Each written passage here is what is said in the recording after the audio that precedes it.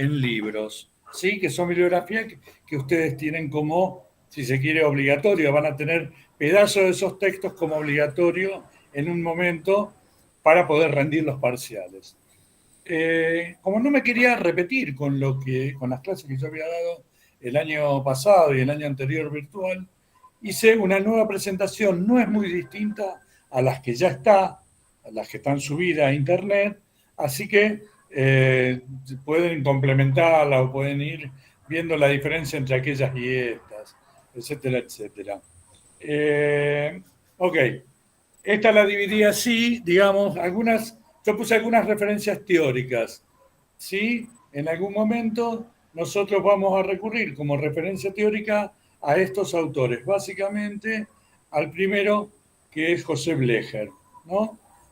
Y vamos a tomar de José Blecher este libro en particular que se llama Psicohigiene y Psicología Institucional, que como ven acá es un libro muy famoso que tiene muchas ediciones y muchas reimpresiones.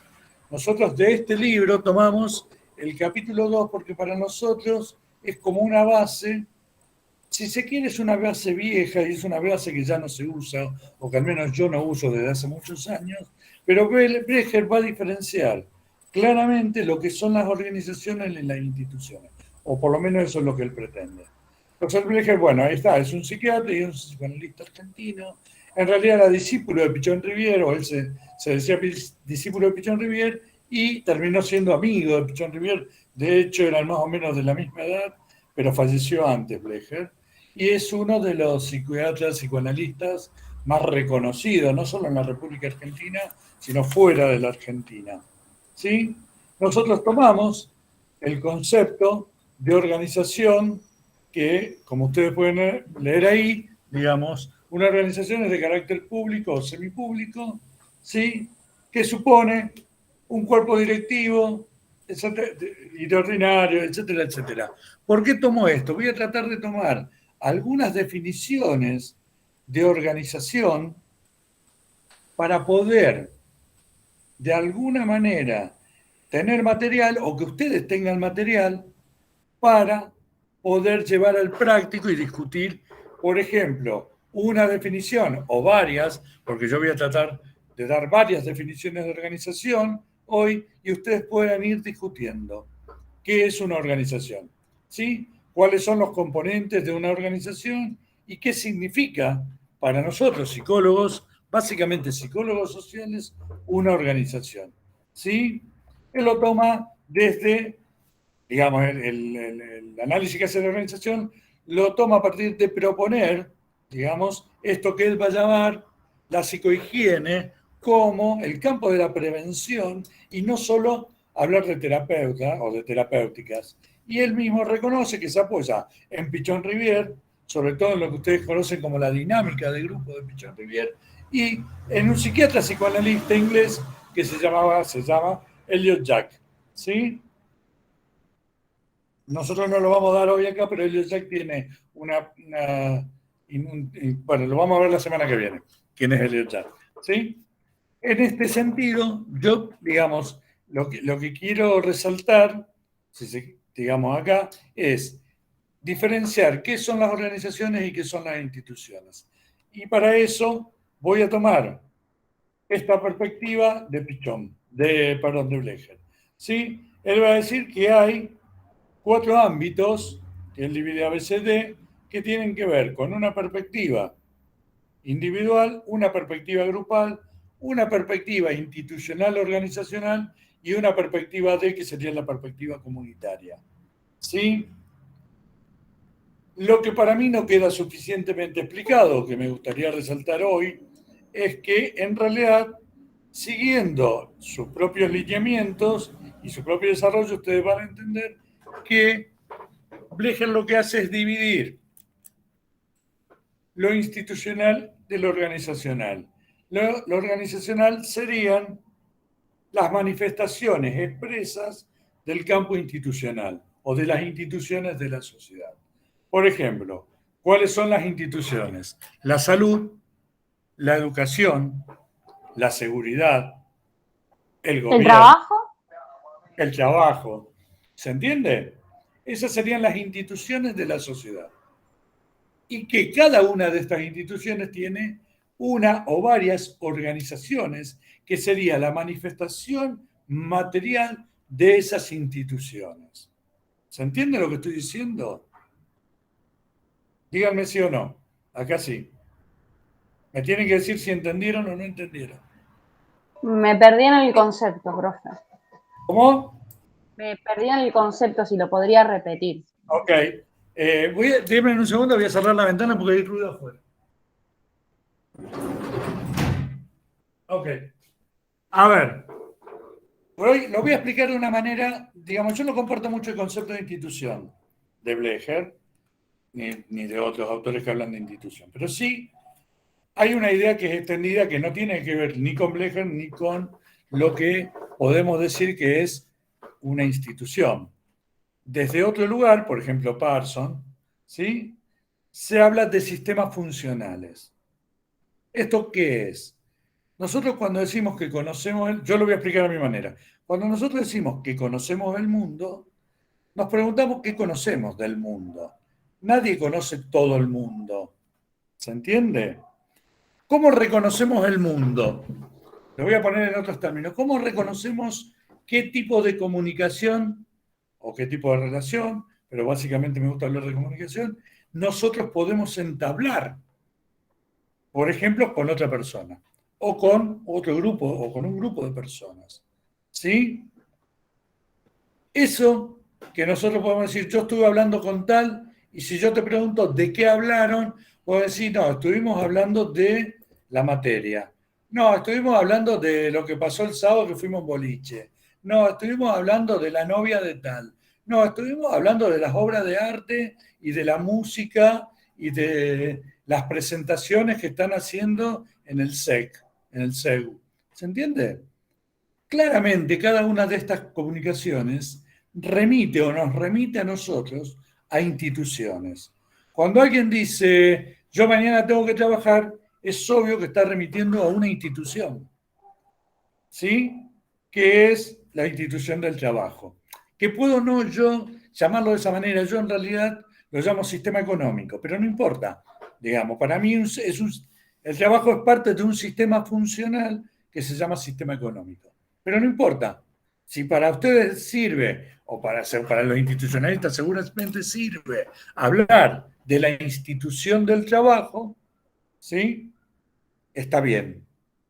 Pero en la medida que les sirva diferenciar instituciones de organizaciones y no tomarlas como sinónimos. ¿Se entiende? ¿Por qué? Porque cuando nosotros hicimos hace muchos años una investigación sobre desocupación. También estamos hablando de esto que llamaríamos el sistema económico. Aunque nosotros publicamos, hay un libro publicado en una revista, digamos, en realidad una revista de artículos, que se llama Trabajo no Trabajo. ¿Se entiende? Haciendo, digamos, un revival de placer displacer, digamos, de una reminiscencia analítica. Pero digo, el no trabajo, o el hablar del no trabajo, o como se dice, de la desocupación, también remite al sistema económico. ¿Sí? O sea, la diferencia sería desde qué lugar teórico o desde qué lugar metateórico estamos hablando cuando hablamos de, por ejemplo, la institución X, ¿no? La institución educación. Yo hablo del sistema educativo, no hablo de la institución educación. Pero estamos repitiendo cosas similares, que después si quieren hilamos fino, o en algún momento hilamos fino, o ustedes en los prácticos pueden hilar fino y decir, bueno, a ver, ¿qué es una institución? ¿Por qué es un sistema? ¿Por qué lo llamó Víctor un sistema funcional? No, Víctor, no, yo no le di el nombre, este nombre existe desde Weber, Parson, Durkheim, digamos, existe desde muchos lugares antes, desde muchos autores antes. ¿Se entiende lo que estoy diciendo? ¿Por qué los franceses lo llaman imaginarios? ¿Por qué lo llaman institución? ¿Se entiende? Muchas veces es un desarrollo que tiene que ver más con una presentación de tipo intelectual y sobrepasa lo académico. Ya no es académico, ¿se entiende? Ya no tiene que ver con la definición de academia, o por lo menos con una definición de academia.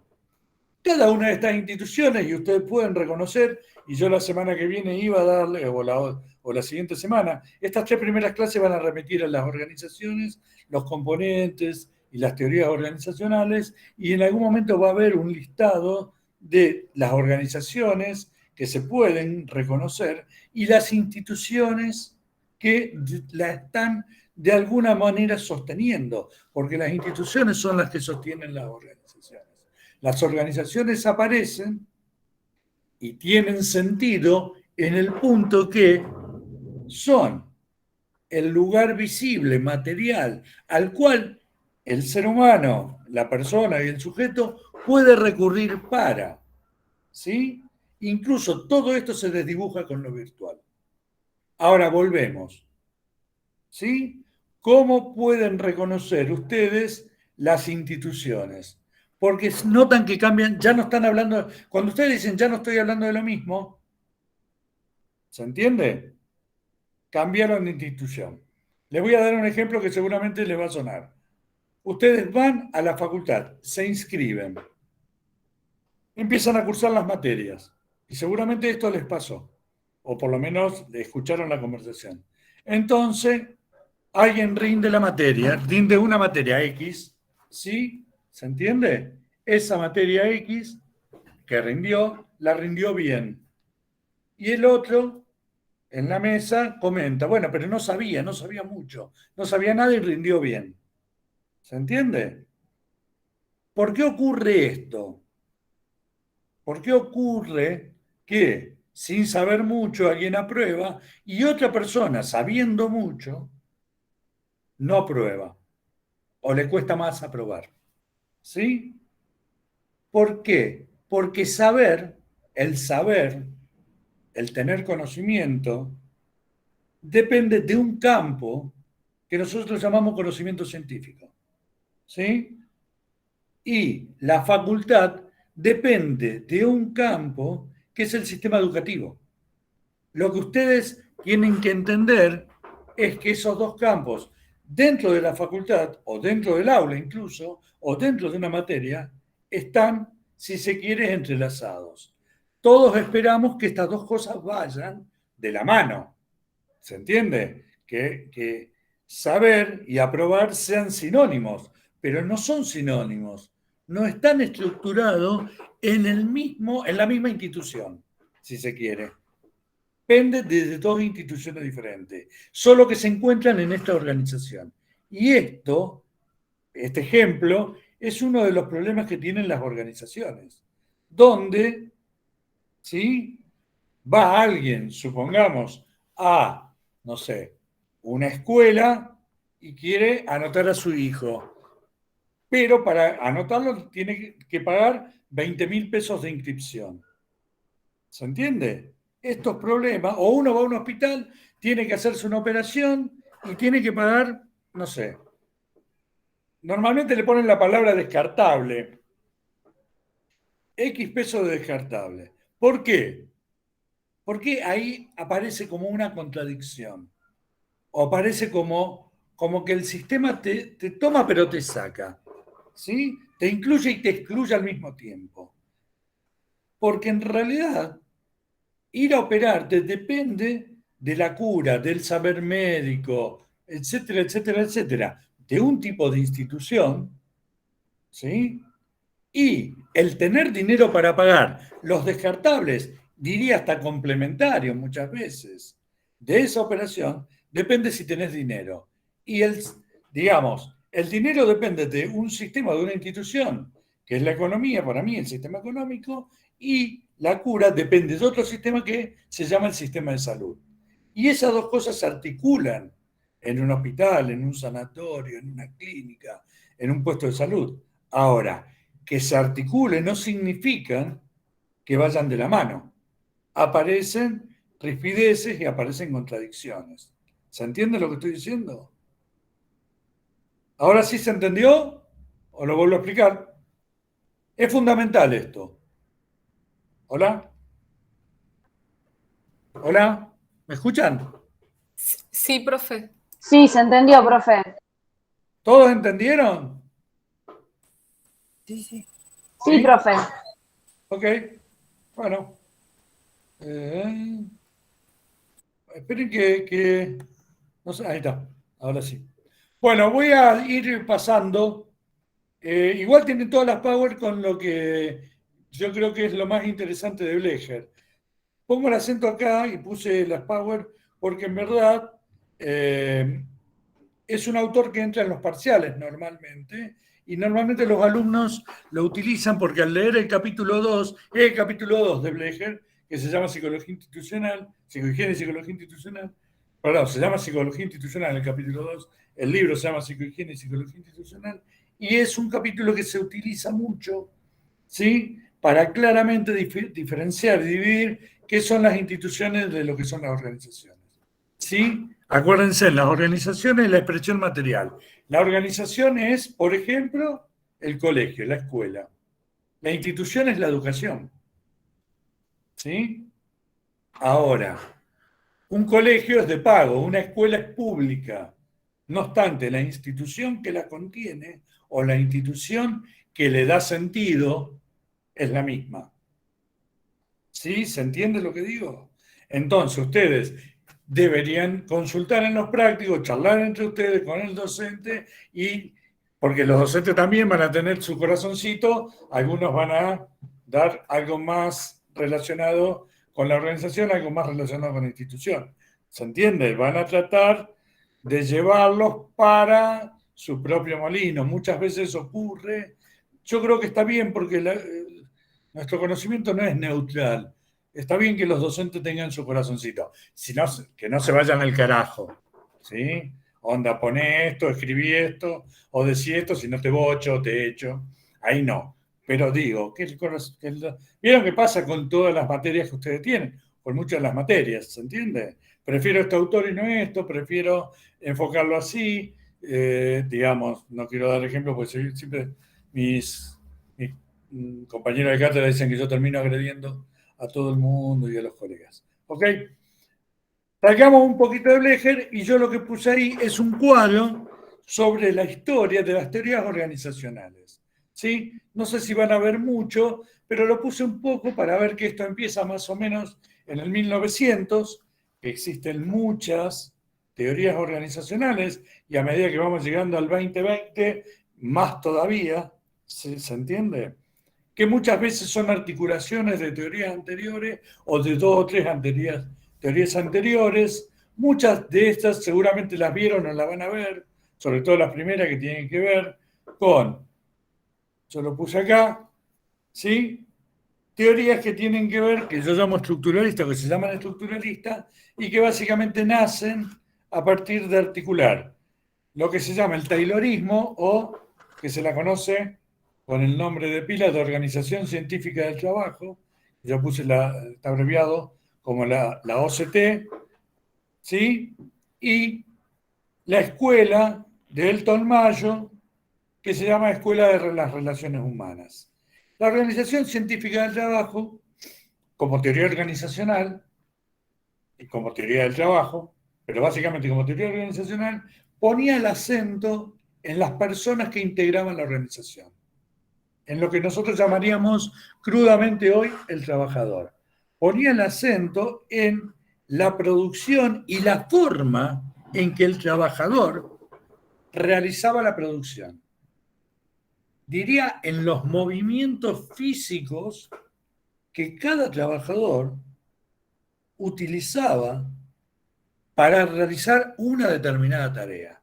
Incluso Taylor, en una de sus producciones, que se llama Desarrollo Gerencial, él toma a los trabajadores y, si se quiere, esto tiene que ver con otras teorizaciones que cuando dé psicología del trabajo en quinto, lo voy a explicar mejor, digamos, pero tiene que ver con la medicina del trabajo del siglo XIX, de la primera y la segunda revolución industrial. Y él analizaba hasta físicamente los movimientos de los trabajadores. Si uno para levantar una pala necesitaba por ejemplo, 6 movimientos, él decía que lo podía hacer mejor con 4 movimientos y economizaba de esa manera.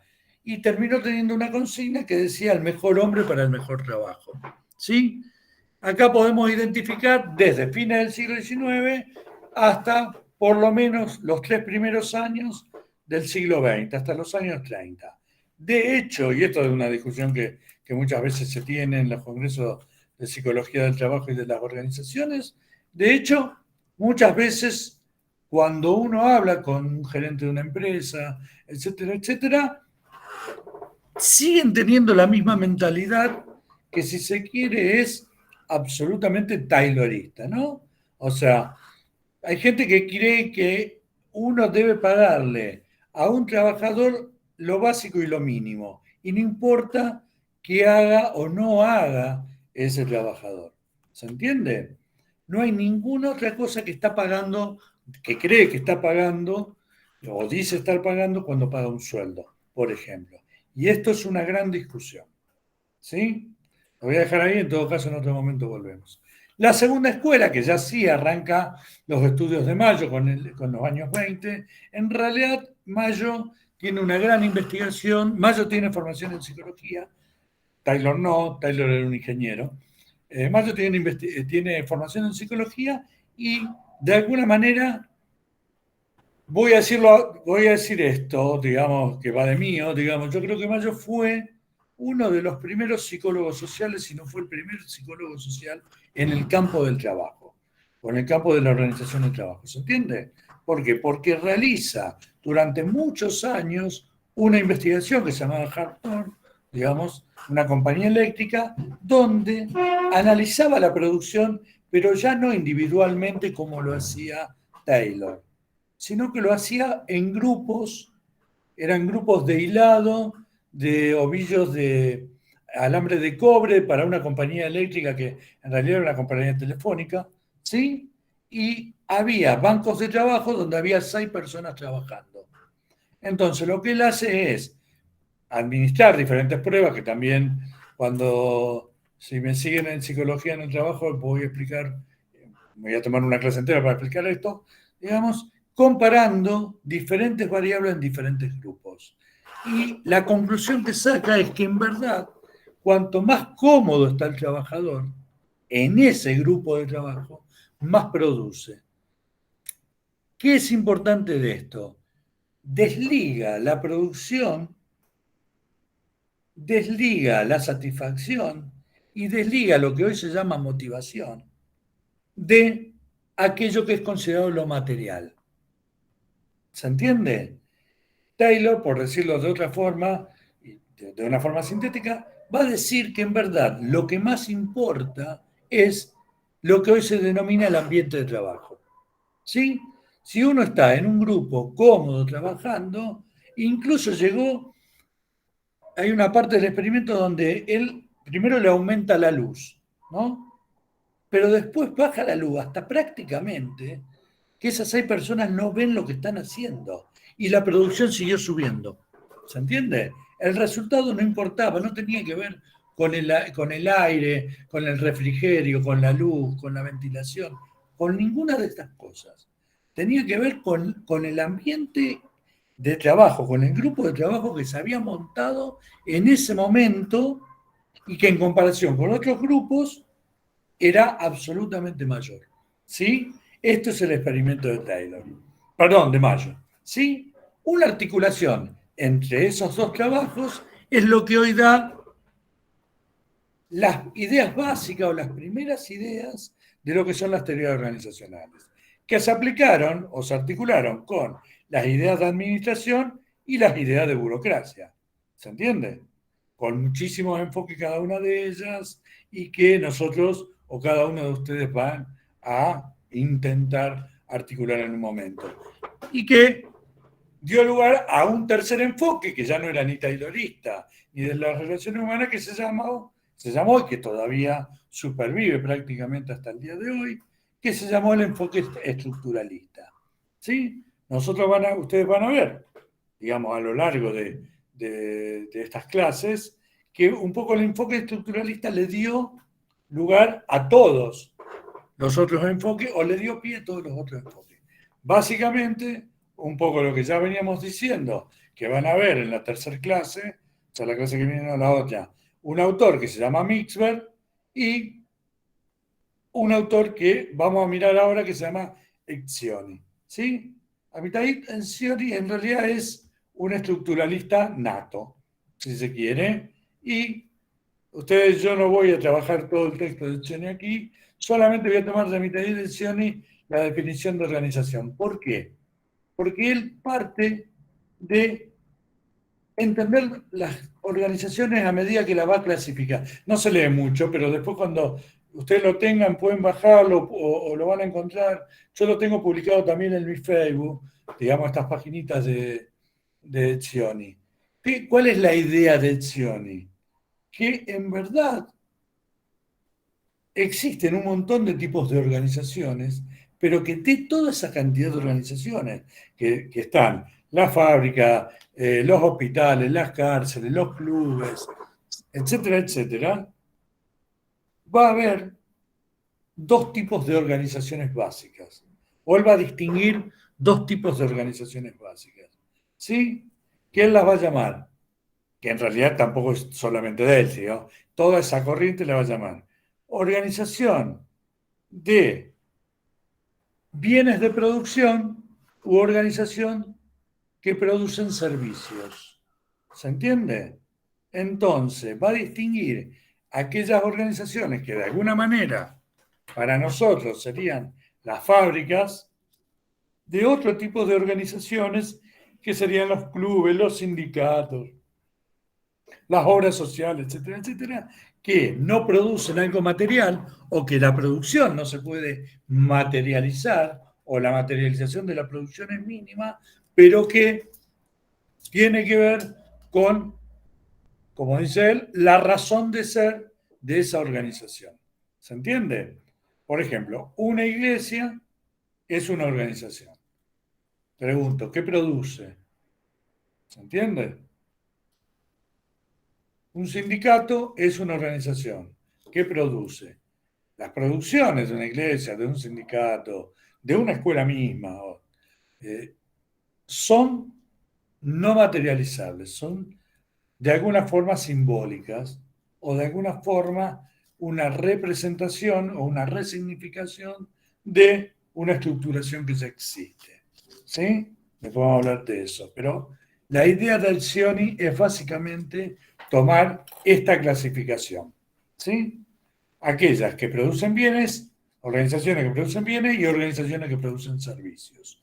Acuérdense que estamos en esta visión estructuralista. ¿Sí? Después todo esto va a empezar a cambiar o se va a poner, lo vamos a poner de una forma dinámica. Y llegamos, sí, a Stein, que es un libro muy conocido, muy citado, que se llama Psicología de la Organización. ¿Sí?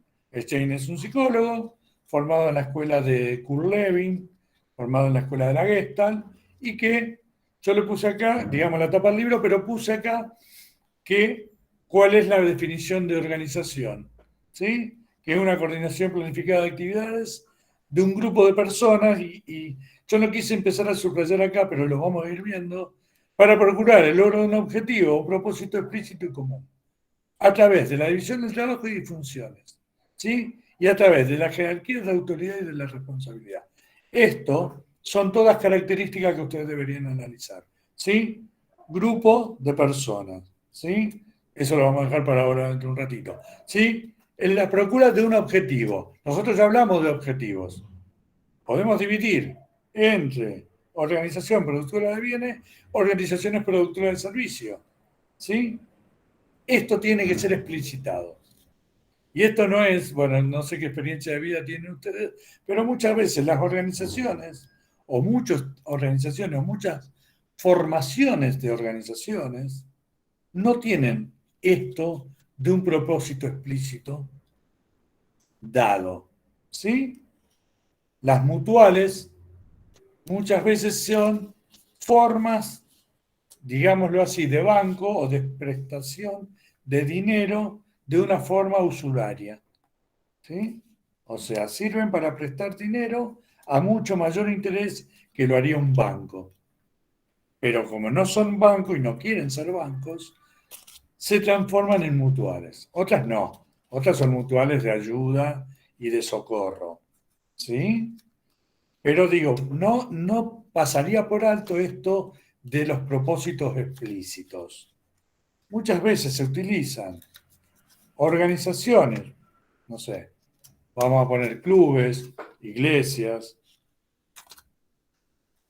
que tienen una finalidad o un propósito, un objetivo explícito para otro tipo de objetivo o de propósitos. ¿Sí? En esto hay muchísimas películas, digamos, ¿no? Por ejemplo, en Estados Unidos se utiliza las escuelas, incluso la universidad, para reclutar espías, ¿no? Esto lo han visto seguramente, no digo en las películas de James Bond, que no sé si hay alguna, pero hay películas que lo hacen muy seriamente, ¿se entiende? O, no sé, el objetivo de hacer vuelos y de viajar por razones comerciales y terminar negociando armas o ese tipo de, bueno, virus y este tipo de cosas. ¿Se entiende? Para ser eh, más explícito, más actual, para actualizarme un poco. A través de la división del trabajo, esto remite directamente a Durkheim, sin ningún tipo de duda, ¿sí? En la división del trabajo social. Es una vieja discusión. En nuestra facultad, sobre todo cuando yo la cursaba, cuando yo era alumno, Durkheim no era bien visto. Weber tampoco, el único que era bien visto era Marx en mi época. Pero en realidad no era bien visto, pero tampoco había una clara discusión al menos de por qué se da o por qué Durkheim planifica esto de la sociedad desde la división del trabajo. ¿Se entiende? Y yo creo que es una discusión que desde el punto de vista sociológico, psicológico y psicosociológico, que es nuestra forma de abordar, me parece que nos la debemos. Y también la palabra función, funciones, función no tiene buen marketing en la facultad, ¿no? ¿Por qué? Porque, digamos, si empezamos a hablar de funciones, parecería que no podemos hablar del deseo, ¿no? O sea, parecería que hay una superposición entre lo biológico del ser humano, de nosotros como seres humanos, y esto que se antepone como la condición sine qua non del inconsciente, ¿no? O del inconsciente freudiano-lacaniano que quieren transmitir. Digamos, pero no, digamos, nosotros tenemos necesidades y se puede entender que el ser humano tenga, digamos, de alguna manera tenga esto de realizar funciones porque tiene que cumplir con sus necesidades, ¿sí? Tiene que ir a cocinar porque tiene hambre, o tiene que ir a comprar comida al súper porque tiene hambre, es una función, ¿sí? Lo mismo pasa en las organizaciones. Y también casi todas las adjetivaciones que puse son cuestionadas en la facultad. Hay una jerarquía de autoridad. Yo sé que esto no le gusta, sobre todo a los más jóvenes, pero digamos, la idea de jerarquía o la idea de autoridad, en verdad, es mucho más viejo que el campo organizacional. ¿Se entiende? Es una idea que tiene que ver mucho con lo militar o con la organización militar. De ahí viene la palabra autoridad. ¿Se entiende? Después van a ver, cuando estudiemos un poco la idea de poder y autoridad en las organizaciones, cuáles son los tipos de autoridad y que muchas veces se entremezclan en la organización. Y que también tiene que ver con la responsabilidad de cada uno. Digo, traté de desmenuzar esto y de ser explícito en esto porque esto es lo que ustedes deberían tratar de discutir entre ustedes y en los diferentes prácticos. ¿Sí? Digamos, en la medida que se van dando los temas.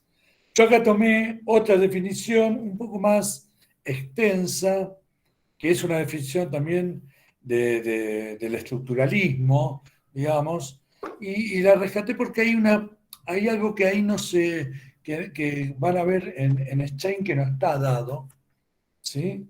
Que tiene que ver con esta cuestión de la organización ayuda a los sujetos y a los grupos a estructurarse. ¿Se entiende? Ayuda a, de alguna forma, entender cómo es el mundo, cómo es la sociedad, qué estamos haciendo y qué podemos hacer. O potenciar lo que queremos hacer desde ese lugar de trabajo o desde esa organización.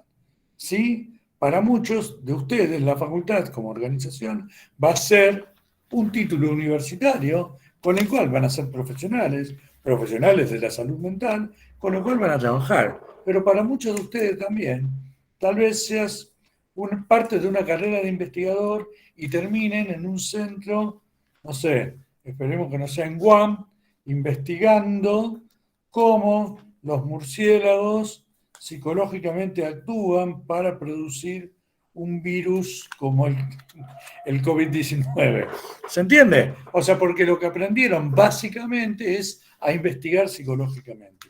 No van a ser, a lo mejor dentro del campo de la salud mental, personas conocidas. ¿Sí? Pero la gente de Wuhan, y por extensión todo el mundo, le vamos a estar agradecidos si nos explican claramente, psicológicamente, cómo alguien puede producir un virus y tirarlo al mundo, por ejemplo. ¿Sí? Entonces, me parece que la palabra estructuración, más allá de que después me gustaría que ustedes la lean y puedan llevar esto a los prácticos para poder de alguna forma debatir. No todo el mundo está de acuerdo con esto, no todo el mundo está de acuerdo con las definiciones. Hay, una vez en un artículo leí que había al menos 124 definiciones de organización. Ok, ustedes no tienen que tomar las 124.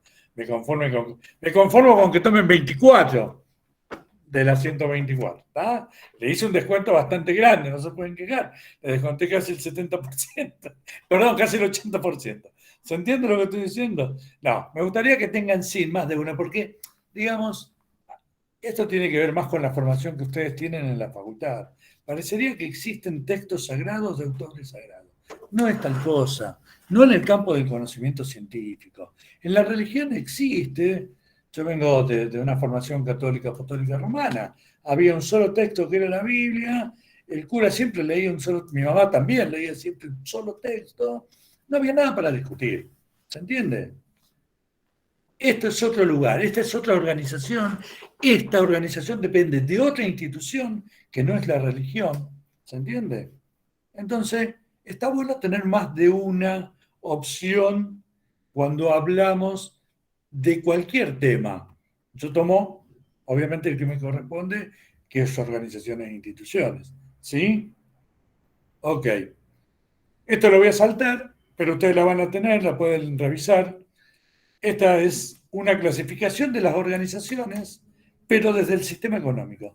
O sea, ¿qué ven? Es interesante ver qué ven los empresarios, los dueños de las empresas, los dueños de las organizaciones económicas. ¿Sí? Porque queremos reconocerlo o no, y en esto hasta te podría decir que soy marxista, aunque no lo soy, ¿sí? Podemos decir que Marx tenía razón. El motor de la sociedad es la economía. ¿Sí? ¿Se entiende? Y cualquiera que no ha tenido, aunque sea un rato, plata en el bolsillo y la necesitó, sabe lo que estoy diciendo. ¿Sí? ¿Se entiende? Y mucho más en la ciudad, donde uno es una persona anónima, porque se van complementando o se van cruzando otro tipo de variables, como me gusta decir a mí. Se van de alguna forma articulando, explícita o implícitamente, otros tipos de campos que ya no tienen que ver con lo formal de la organización o con otro tipo de instituciones reconocidas, ¿sí? Sino que tiene que ver con una cotidianidad que va diferenciándose de una forma dinámica, de una forma cotidiana, ¿sí? Igual revísenla.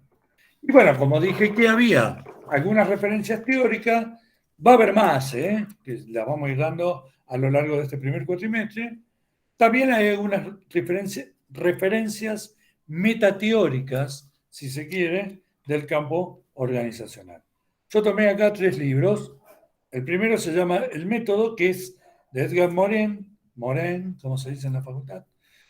Edgar Morin escribió El Método 1, 2, 3, 4, 5 y 6. ¿Ok? Sí, claro, me hacen acordar la remake de Batman, por ejemplo, ¿no? O de Harry Potter, qué sé yo. Y debe haber otras más modernas. Yo voy a tomar el Casa de tomo 1. papel. ¿Cómo? En la Casa de Papel, claro. Sí, sí. Me parece que los únicos que se dieron cuenta a tiempo fueron los de esta Merlí, ¿viste? Bueno, no importa, no me voy a enganchar en eso. Después, si se quiere, terminamos la clase y nos quedamos hablando. Pero el método de Morin, el tomo 1, ¿sí? Que se llama Naturaleza en la Naturaleza, define organización como jerarquía. Por eso yo siempre lo refiero. Después, él hace una división de sistemas y toma el sistema biológico, el sistema humano y el sistema social. Yo no coincido con esa división que hace Morin y no coincido de ahí en adelante con casi nada de lo que dice Morin, porque siempre, un poco es esto, siento que me va dando la vida de acuerdo al día que se levantó, el humor que tiene y las ganas que tiene de transmitirme. Y la verdad es que yo no estoy acostumbrado a eso. Siento que estoy cautivo del próximo libro de Moren y la verdad es que no me interesa. Aparte, Moren, bueno, que todavía vive, tiene como 100 y pico de años. Ah, Ya está, ya fue. Igual lo recomiendo, el tomo 1 lo recomiendo. No para que le crean, pero sí para que... Yo lo pongo acá porque en verdad él claramente expone que la organización es una jerarquía. Entonces, cuando habla de organizaciones o de organizaciones, lo primero que debemos pensar que algo organizado es algo jerárquico. ¿Sí? Y esto es muy doloroso porque yo sé que los chicos de ahora y la sociedad de ahora nos hace creer que somos libres, nos hace creer que somos todos iguales, nos hace creer que sí. Bueno, todo esto es mentira. En todo caso, somos todos diferentes y yo rescato esta diferencia, o sea, que cada uno sea diferente, pero básicamente que para organizarnos, siempre, o para que haya una organización, siempre hay una división jerárquica. ¿Se entiende lo que estoy diciendo? Del libro de von Bertalanffy, que es probablemente, si alguna vez hicieron, van a hacer, o ya hicieron, o lo están haciendo, un curso de teoría de los sistemas, teoría general de los sistemas, si hablan de la escuela de Palo Alto, que en mi época era lo único que se hablaba, teoría sistémica, si quieren referir al primer autor que habla de teoría general de los sistemas, ese nombre es este libro que está acá, que se llama Ludwig von Bertalanffy. Es un alemán que produce la primera teoría de los sistemas, la primera teorización de los sistemas antes de la guerra, y de alguna forma sus escritos de los años 30 desaparecen.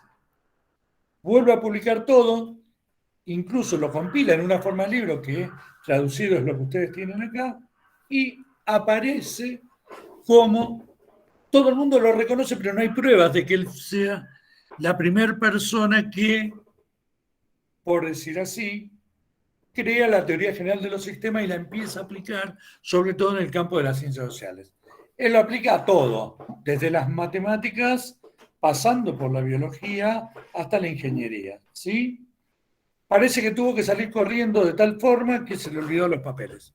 Vamos a creerle, vamos a ponerle una ficha de fe a Bertalanffy. Yo verdaderamente se lo pongo porque cuando uno lee el texto, que es una traducción original de una remake, ahora me sale remake, digamos, él se acuerda de lo que había escrito y lo escribe más o menos igual y hace la traducción del libro, digamos, él no aprovecha todo lo que pasó en la guerra, sino que como que sigue manteniéndose diciendo yo escribí esto en el año 30, ¿sí? Y yo eso se lo creo, no sé, soy un poco ingenuo también, digamos. Si uno pierde la inocencia, digamos, pierde todo, ¿no? Uno tiene que tener un poco de ingenuidad, de inocencia. Bueno, y básicamente yo rescato de ahí esta relación estructuralista que hablamos antes y cómo la transforma, porque hay un punto cuando decimos estructuralismo que claramente expone Bertalanffy. Él habla de estructura y de función, que es lo que hacen los estructuralistas. Cuando digo esto, digo Levi-Strauss, Parson, etcétera, etcétera. Muchos, incluso de los años 30, 40, 50, 60, ¿sí? Y él vamos, como le gusta decir a la gente de la facultad, lo resignifica. ¿Sí? No habla de estructura y de función. Él habla de orden de partes y de orden de movimiento.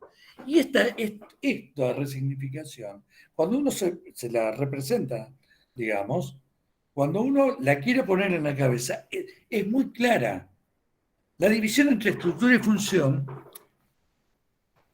hace que nosotros pensemos que la estructura es fija y que lo que se mueve es la función. Entonces, si ustedes leyeron Lévi-Strauss, básico es esto. ¿Sí? Incluso los lacanianos agarran esto. Es la función paterna, la función materna. No voy a entrar, yo soy muy crítico del lacanismo, pero no importa, no voy a entrar en esto, pero digamos, Lacan como estructuralista, y esto lo reconocen los propios lacanianos, digamos, o algunos de los propios lacanianos, tiene que ver con esto. ¿Sí? Bueno, lo que va a plantear Bertalanffy es que en realidad la diferencia no es de un salto lógico, o sea que la estructura no es algo fijo, es un orden de parte. ¿Se entiende? Y que nosotros la reconocemos porque cuando se mueve una cosa, por ejemplo, por ejemplo, una comisión pasa de presencial a virtual, estructuralmente queda lo otro como presencial. ¿Se entiende? Ahora, si ustedes lo piensan, mañana podrían pasar cualquier comisión por una... Aparece de nuevo la emergencia sanitaria del COVID. Vamos a poner, esperemos que no, ¿no? Otra vez todo confinado, otra vez dentro de casa. No. ¿Ah? Aparece una emergencia sanitaria, todas las comisiones virtuales, perdón, todas las comisiones presenciales pasan a ser virtuales.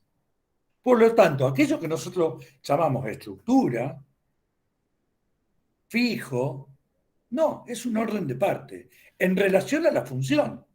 ¿Se entiende? No es algo que no se puede mover. Me hace, perdón, Víctor, o sea, me suena, no sé por qué si tiene relación alguna, a Derrida. Es Derrida puro. Lo que pasa es que Derrida no es aceptado como un francés, por lo menos no. No, y bueno, porque era, claro, era morochito y venía de por allá. Claro, pero digamos, francés no es, perdón, Derrida no es aceptado ni por los Foucaultianos, ni por los lacanianos, ni por aquellos que se consideran sartreanos. ¿Se entiende? Si uno lee el significante de Derrida, ahí te das cuenta que en realidad él no está hablando en contra. Los franceses presentan a Derrida como hablando en contra de los yanquis. Y esto es verdad, es mentira. Derrida lo que está haciendo es clavarle un puñal a toda la estructuración francesa del pensamiento y decirle, señores, ustedes están hablando al Pepe. Pero yo lo digo con mi palabra, seguramente no es así. Pero digo, están diciendo un montón de cosas que están jugando, en realidad están jugando con el lenguaje, están jugando con las palabras, solamente están haciendo eso. ¿Se entiende? Claro. Por eso nadie cita a Derrida en esta facultad, o muy pocos lo hacen. Ay, yo lo adoro. El significante, el designificante, como dicen ellos, digamos, claramente es esto. ¿Se entiende? No es lo mismo el humano que lo humano. Si lo quieren en términos de Derrida. Yo no me quería meter en eso porque ya bastante me parece que tenemos con la clase de hoy. ¿Ok? El tercer libro que está puesto ahí, que es Psicosociología de la Organización, de François Petit, que también es un francés, ¿sí? Y es el titular, o fue el titular mucho tiempo, de una materia similar a esta. ¿Sí? Y nosotros, o yo tomo conceptos o ideas metateóricas, básicamente la idea crítica que hace Petit para saltar de las teorías estructuralistas a las teorías sistémicas. ¿Sí? Y él dice, en realidad está bien, la organización pero en realidad es un sistema abierto. Nosotros estamos pensando hasta ahora siempre en las organizaciones, o la organización, como un todo en sí. Y en verdad, no. Y entonces pone ese grafiquito que ustedes están viendo a la derecha de su pantalla, como le gusta decir a la gente que trabaja en televisión, ¿sí? Donde tienen input, bueno, a ver. ¿Ven la flecha mía? ¿Ven ¿sí? ¿Ven que yo hago así un circulito? No la ven nada. Bueno, la organización tiene un input o entradas, no uno, tiene input, entradas, un proceso de transformación, output o salida y una retroalimentación. Y la verdad es que este esquema, que es muy básico, es muy complejo.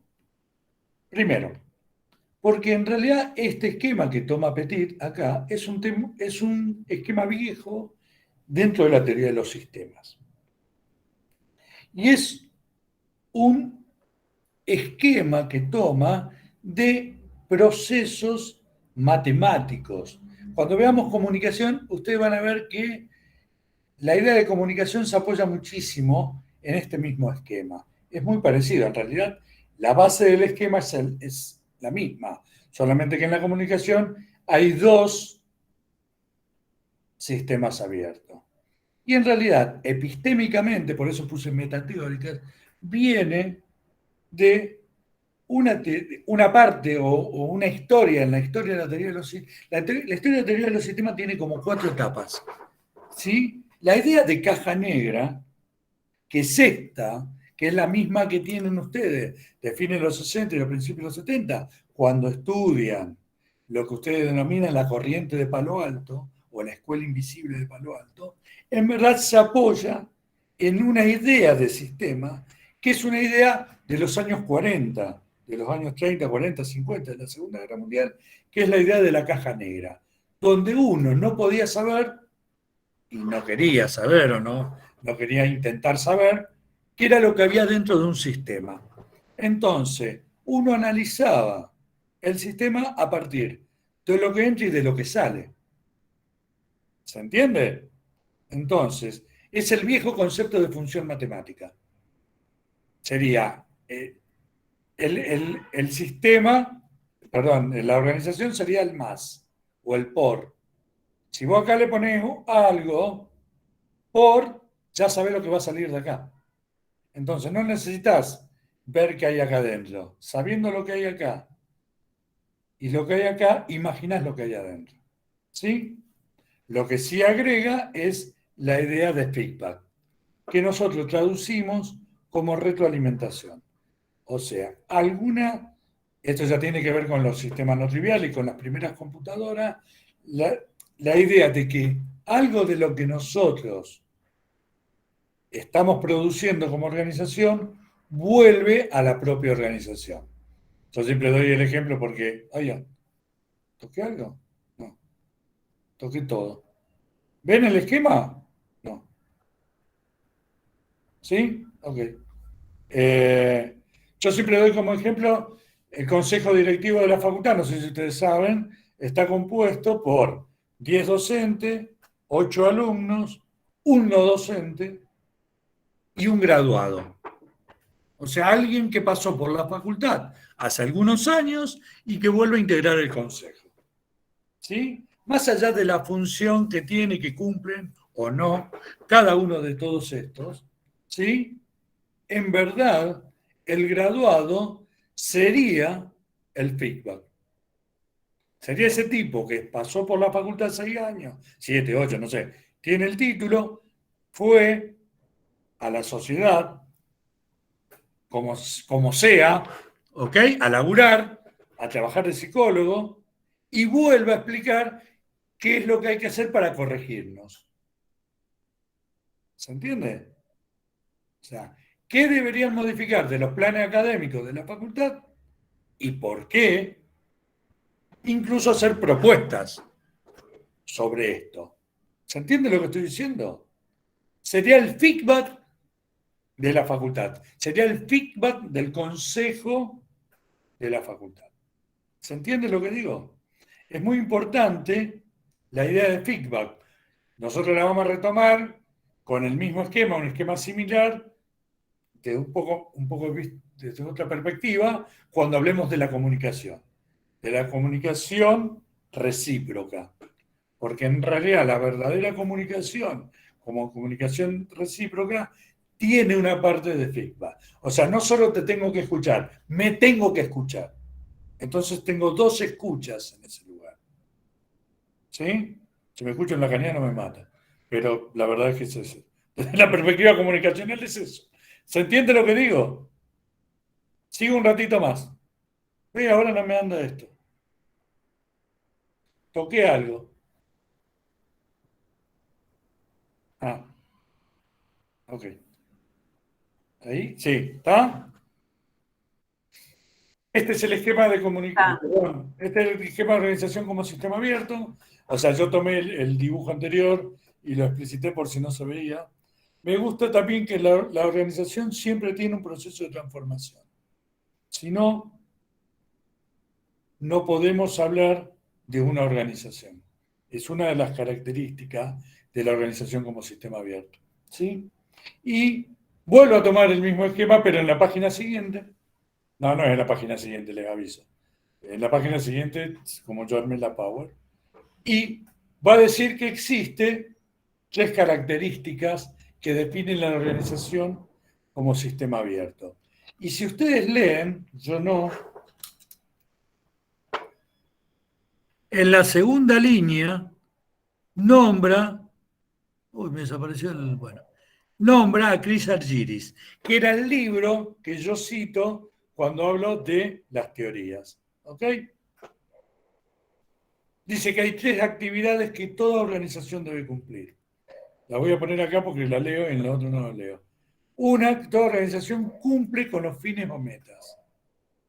¿Sí? Esa es la primera actividad. No es la primera, son las 3 actividades simultáneas. La primera que cita el libro. La segunda, que toda organización tiene que realizar actividades de mantenimiento. Estas son actividades internas normalmente, o por lo general. Y realiza actividades de relación con el entorno. Estas 3 actividades son básicas, ¿sí?, para pensar cómo son las organizaciones como sistema abierto. ¿Sí? Acá voy a hacer una aclaración. Toda esta parte, cuando yo hablo de teoría de los sistemas y de Petit, Petit no presenta una teoría de las organizaciones. ¿Se entiende lo que estoy diciendo? Lo que yo estoy dando es un conjunto, si se quiere, de un manual, que es lo que escribe Petit, ¿sí?, para entender las organizaciones. Pero no es una teoría organizacional. A diferencia de Schein, que sí presenta una definición de organización, y la que van a ver en la clase que viene, no, la siguiente, sobre Mixberg, que también presenta. También podrían utilizar la de Zioni. ¿Se entiende? Y ahora vamos a ver alguna más. Pero digo, lo que hace Petit es un manual, una enciclopedia, diría, más que un manual, ¿sí?, en el sentido francés del concepto enciclopedia, ¿sí?, donde compila autores, pedazos de teorizaciones, conceptos, y los articula todo para dar clases, como si fuese una caja de herramientas para poder explicar un pedazo de, o algunas situaciones de, pero no presenta en su conjunto una teoría organizacional. Esto tiene que quedar claro, porque los alumnos vienen a rendir y dicen, yo leí Petit. No sabes nada de teoría organizacional si leíste solo Petit. ¿Se entiende lo que digo? Si vos leíste Schein y Mixberg, y aparte articulás el concepto del sistema abierto y lo pensás en tu lugar de trabajo y usaste la idea de las actividades que propone Petit, está bien que no son de Petit, son del City. ¿Está?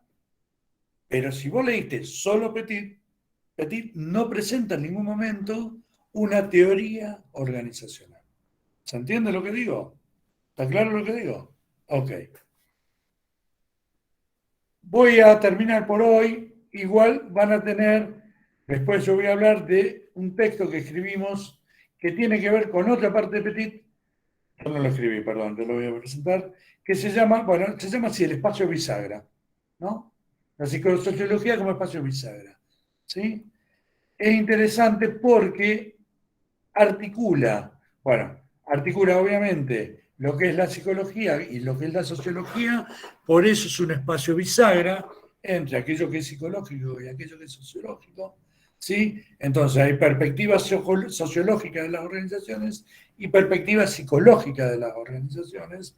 Nosotros como psicólogos sociales o psicosociólogos, lo que tratamos es de articular estos pensamientos o estas ideas que ahí están en este gráfico un poco presentados de una forma que se entienda, y lo que hace el texto es tomar 5 bases, si se quiere, de la perspectiva teórica, que son perspectiva teórica, ¿sí? Algunas le van a sonar, como la de Pichon Rivière, muy marxistas, casi todas, ¿sí? Esta relación entre trabajo, lenguaje y sociedad. Por ejemplo, o la de Adam Schaff, que es un marxista neto. Casi todas vienen estructuradas en la perspectiva de la izquierda, ¿sí? O de lo que sería el marxismo. Yo voy a dejar acá porque son las 9:05, dejarle lugar a las preguntas. Voy a ver si paro la grabación de alguna manera. Y sabrá Dios cómo ahora, grabando. A ver si desgrabo. Grabando, desgrabando, no, desgrabando no. Bueno, detener grabación. No sé. Bueno, pueden ir preguntando mientras se detiene la grabación, que parece que no se detiene. Profe, ¿puede poner el coso, power, perdón, Ahora no. es psicología bisagra, eso?